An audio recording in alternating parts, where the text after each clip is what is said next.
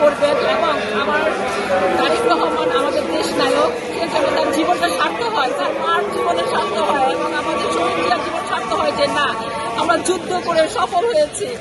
আর শেখ হাসিনার কি কথা বলবো, আমি স্বৈরাচারী রাজাকার মহিলা, তার বাবাও রাজাকার ছিল, যেমন বাবা তেমন সরকার আমাদের অনেক অত্যাচার করেছে।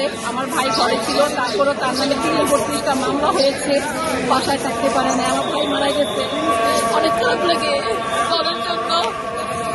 আমার ভাইয়ারা, ভাইয়ের ওয়াইফ, আমার ভাইয়ের ছেলেদের এখন কোনো অস্তিত্ব নাই, মানে তাদের কোনো মানে একটা গার্জিয়ান সেটাও নাই।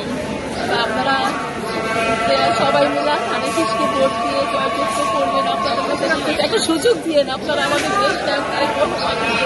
আমি সাধারণ কর্মী হিসাবে আপনাদের কাছে ভোট চাচ্ছি এবং আমাদের দেশ নাকি বেগম খালেদা জিয়ার জন্য এবং আমাদের শহীদ জিয়া এবং আমাদের প্রভু তার জন্য অবশ্যই আপনারা দোয়া করবেন যেন আল্লাহ তাকে জান্নাতুল ফেরদৌসের বাসিন্দা করেন। আমরা তো সবাই মারা যাবো, আমরা মানুষের যাওয়ার কোনো সিরিয়াল নেই, যে যেরকম কর্ম করবে সে সেরকমই ফল পাবে। বেগম জিয়ার জায়গা কি অন্য কেউ পূরণ করতে পারবে? না না না না, এটা আসলে আমাদের ভুল ধারণা। আমরা যে বলি যে আমাদের যে রাজপথ ছাড়িনি, আমাদের বলি যে আমাদের স্লোগানে শহীদ জিয়ার ভয় নাই, রাজপথ ছাড়ি নাই, এটা আসলে আমাদের আবেগের কথা। হ্যাঁ, আবেগ দিয়ে দুনিয়া চলে না। খালেদা জিয়া মারা গেছে, নিজেও খালেদা জিয়া আর বাংলাদেশে ঘরে না।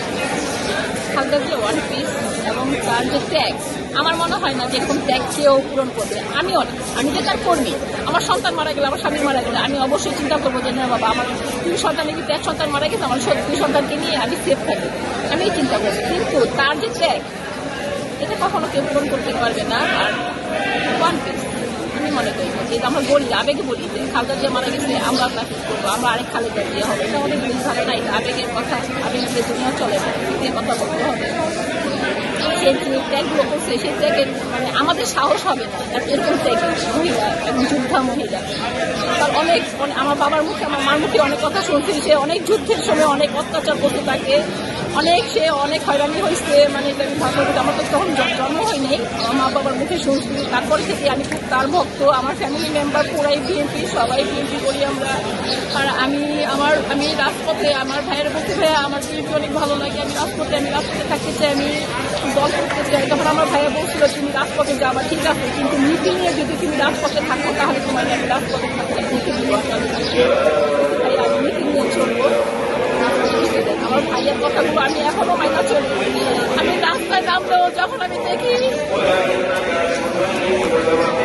রাস্তায় যখন যাই আমি, তখন আমার ভাইয়ের কথাটা মনে পড়ে যে এই যে আমার ভাই এখানে, এই যে আমার ভাই এখানে তাদের শেষে ছবিগুলো আছে, আমার ভাইয়ের ছবিগুলো আছে, সব সময় সে ওপেন। আমার ভাইয়াকে 1999 সনে আওয়ামী লীগের স্বৈরাচারী তার দলের কিছু লোক এরকমভাবে মারলো, এই রক কেটে ফেলছিল, এই মাথা এখান থেকে হাড় ভেঙে গেছিল, হাতের রকগুলো কেটে ফেলছিল।